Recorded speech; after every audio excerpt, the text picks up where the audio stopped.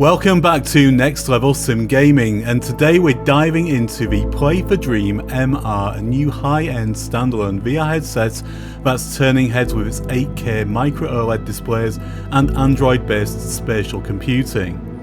Is this the Apple Vision Pro killer that everybody's talking about?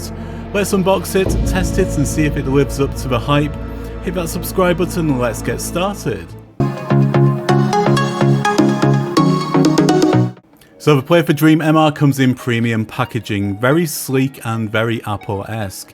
And inside we've got the headset itself with two high quality controllers with that very familiar Oculus style layout. A charging cable with a 45 watt power adapter and magnetically attached face cushions. Oh, and a quick start guide for those who actually read the manuals. The build quality feels very good. It's an almost Top Gun look with the lightweight plastic and a rear battery strap for balance. It's giving Vision Pro vibes but with a darker, stealthier look. The headset feels extremely premium.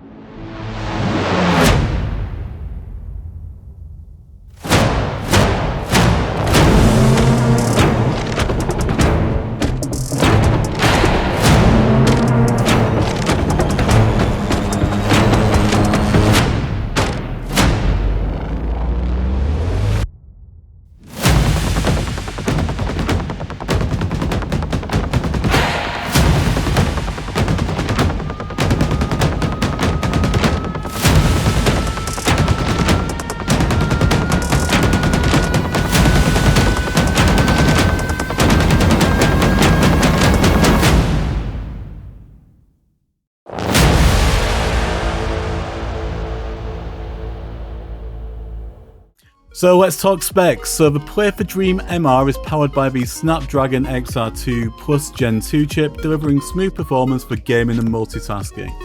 It boasts dual 4K micro OLED displays with 3840 by 3552 per eye for a combined 8K resolution. I've been testing the headset for around a week and the micro OLED panels make textures pop. There's no edge blur, there's no distortion, just vibrant colours and deep blacks, which make for an outstanding PCVR experience. Now the pass-through for mixed reality is some of the best I've ever seen. It's actually way sharper than the Quest 3. The UI is responsive, and the App Store is Play for Dream's own. It doesn't have the same wealth of titles presently as the Meta Store, for example, but there are a large number of standalone titles in here. And the ones I've tested were fun. The controllers were extremely responsive and the tracking was absolutely perfect, even in low light conditions.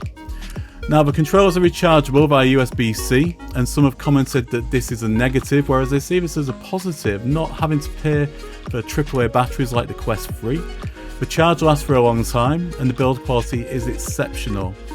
But it's not perfect. The out-of-box comfort isn't great. The facial interface isn't designed for Western markets at the moment, but I'm confident that third-party companies like Studio Form Creative will come up with a solution to this. There's no top strap included, but Studio Form again have got ahead of the game with this and they offer an Apache Comfort strap. I use the Apache Comfort strap on the Pimax Super and it's exceptional. It really is exceptional quality. And you can find a link to this in the video description. You can also get a discount off the strap using the code NEXTLEVEL. And you can also find a discount code for the Play for Dream MR, and by using the other discount code in the video description using the code NEXTLEVELSIMGAMING50, you can get an amazing $50 off the price of the Play for Dream MR. Now some users on Reddit mentioned modding it with aftermarket cushions for better comfort, and Play for Dream also did send me through a template for 3D printing an alternative ocular interface, but this would have required too much messing around in my opinion, and also requires the addition of magnets and additional facial foam.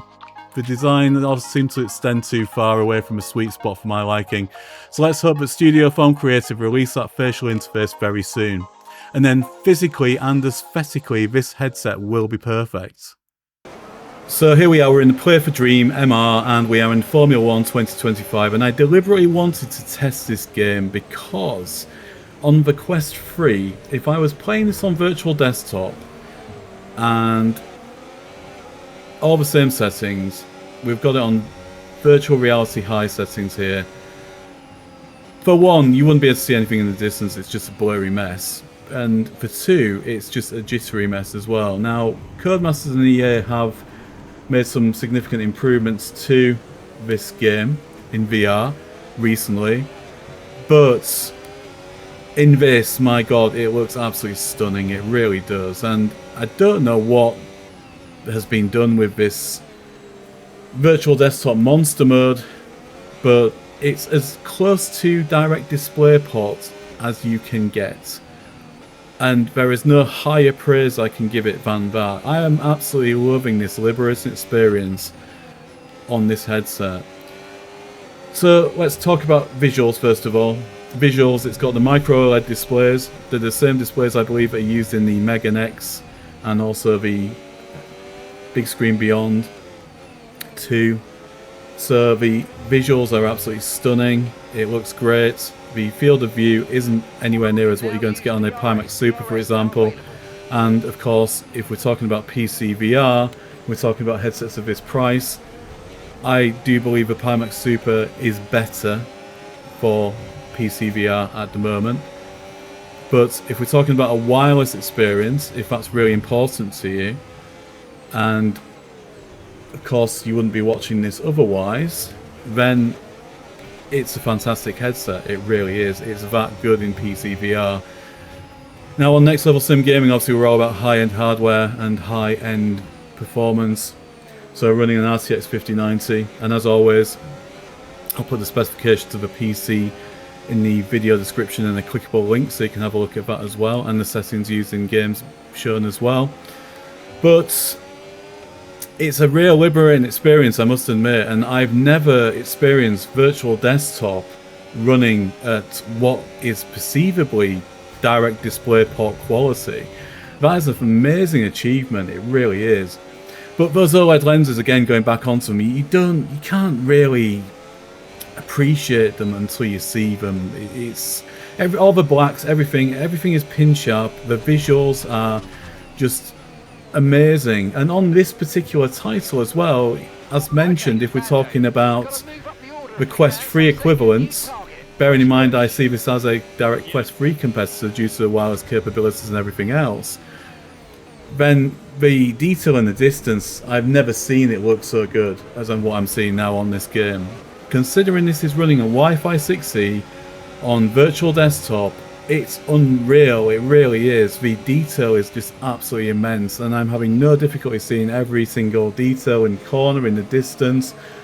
I can even see the furthest cars even right up around the track ahead of me there. So for sim racing, this is a serious consideration if you're looking for a wireless PCVR headset.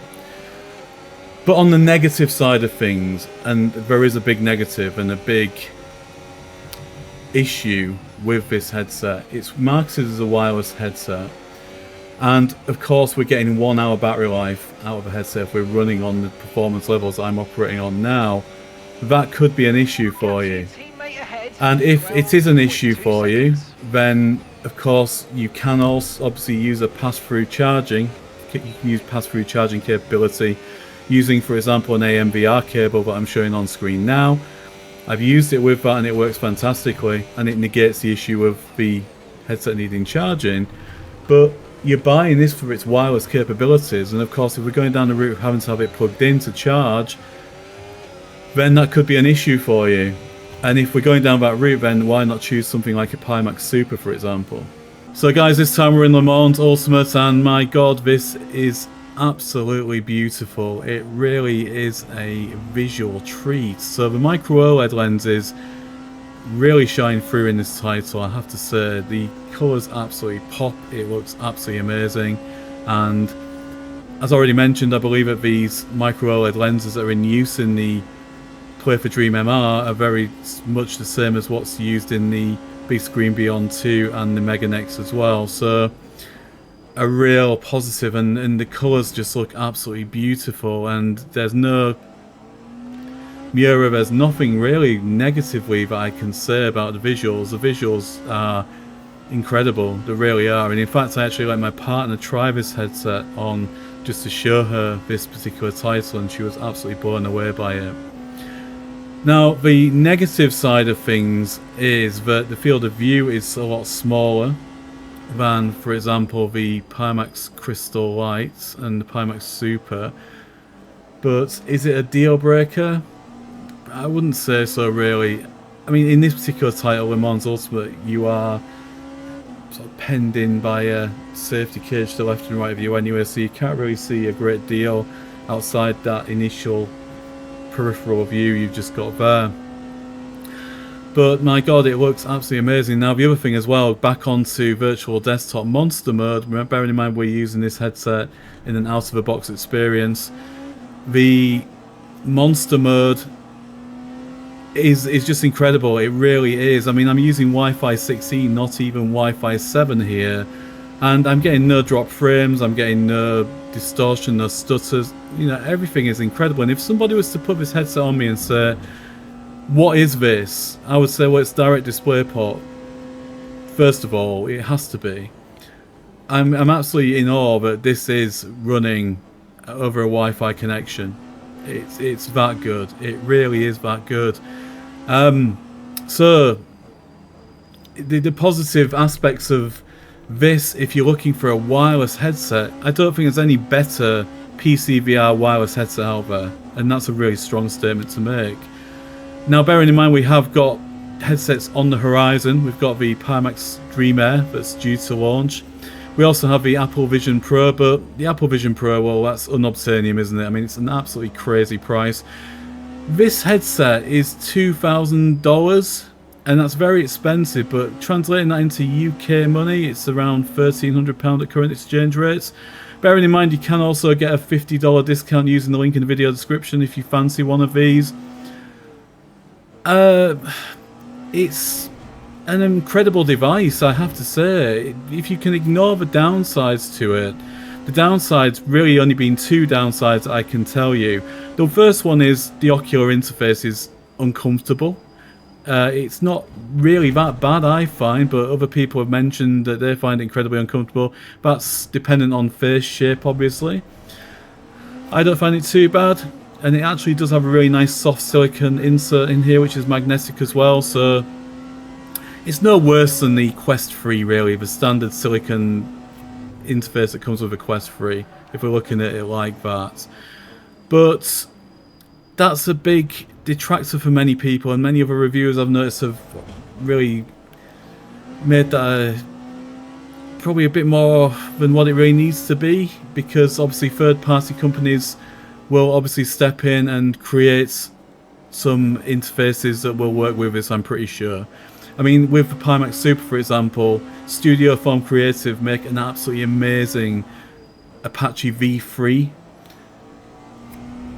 compatible interface that goes with the headset, and it is just a game changer on that particular headset.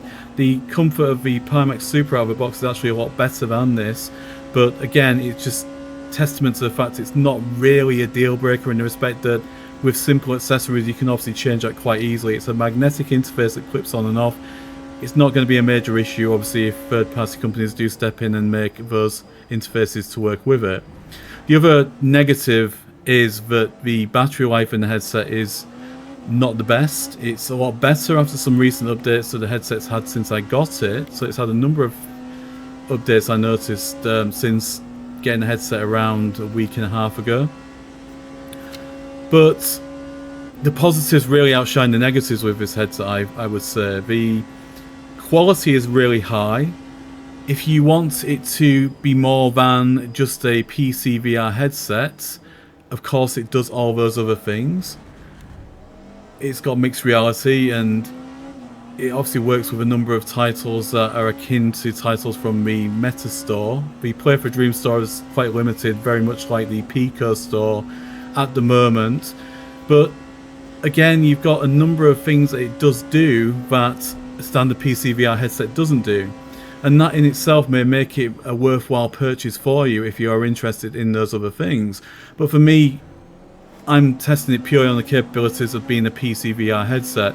And being a PCVR headset, it works tremendously well at doing what it's doing.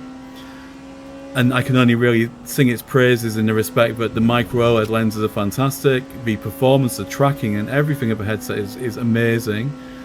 It looks fantastic. The build quality is really nice, and for me it seems like a Quest Pro 2, and that's quite high testament as well, because I absolutely love the original Quest Pro, and in fact I was probably one of its biggest fans at the time. It's a fantastic PCVR headset, but of course the visuals became outdated very quickly with the introduction of things like the Pimax Crystal Light, etc., and it was never a dedicated PCVR headset. Now this is a little bit more akin to a dedicated PCVR headset because it has higher capabilities as a PCVR headset, and it's really simple to launch virtual desktop and just immediately get into a PCVR game a lot faster than I find it to be in, for example, with the Quest 3. And out of the box experience on most of these games running on high and very high settings is really good. With the Quest 3 there was a lot of messing around with the Oculus side of software things, whereas this it's just a Steam VR headset and works fantastically as that. We can launch virtual desktop, go into Steam VR, select from your Steam VR game library, and every game I've tested so far, which have literally been racing games, have all worked absolutely tremendously. They really have. So this is American Truck Simulator in virtual reality on the Play for Dream MR, and it's absolutely stunning, guys. It really is. The micro OLEDs just make the colours absolutely pop in this headset. And also as well, I have to say that the virtual desktop application, having come on so far in leaps and bounds recently, makes this a really fantastic experience. Now this game is incredibly difficult to get running in VR. It's almost become the bane of my life, because every time we get it working relatively well, SCS then makes some changes under the hood, and those changes that are made under the hood, they actually then affect the VR performance of the game in one way or another. We also have the need to run modifications on it to make it look like this. We're running Project Next Gen 1.15 on here now, and we're running the Snowy Moon temporal anti-aliasing modification, which will prevent the on-screen jitter. But in addition to that, we're also running the lighting improvements as well, and I'm hoping it translates quite well in the video footage that you're seeing. But I have to say that it's as good as the Pimax Super, and in fact I would actually go as far as to say that with the micro OLED lenses as well, it's probably the best I've ever seen American Truck Simulator look. And also virtual desktop has come on such a long way, and it translates very well to this game. It's achieving around 60 FPS consistently, and that may not sound like much, but in Truck Simulator that's all you need. It really is. It's playing so smooth, even in built-up areas. I've been playing this for around 30 minutes or so now. I've tried it in a couple of scenarios. We're presently in the Arizona desert, as you can see, and it looks fantastic. I'm just having a quick look around now, so hopefully you can see the volumetrics, the sky clouds and everything. Looking inside the truck, as you can see, everything looks fantastic. I'm just going to take a quick look at the exterior of the truck as well, and as you can see here, everything's just flowing really nice and smoothly. Really nice. So no complaints in American Truck Simulator, and again, it's a compelling reason if you are looking for a wireless experience, something liberating, then this is for you. But on the same negative aspects of that, you're going to get around an hour battery life playing on high-end PC VR gaming, and you would need that AMVR pass-through charging cable, as already mentioned. So there's a link to that AMVR pass-through charging cable in the video description, where you can get a discount from that, thanks to AMVR for providing that. But again, in PC VR it's a fantastic experience, no doubt, but bear in mind you will need to use a charging cable with it for prolonged use. If you're just happy just pick up playing for around an hour at a time, then admittedly there is no better experience at the moment. The Play for Dream MR is a bold step into high-end PC VR and mixed reality. Its stunning micro OLED visuals and versatile features make it a standout. But comfort issues, which could be easily resolved by third-party companies, and battery life remain the main issues. But outside of this, the headset is excellent in PC VR gaming using virtual desktop monster mode with a Wi-Fi 6E or Wi-Fi 7 router. And other than those two detractions, the headset overall is absolutely fantastic. As a wireless device, I've thoroughly enjoyed using it in PCVR gaming. Thanks for watching, and check out many other videos on VR gaming in the links here and here. Follow me on X at Next Level Sim for updates, and I'll see you in the next video.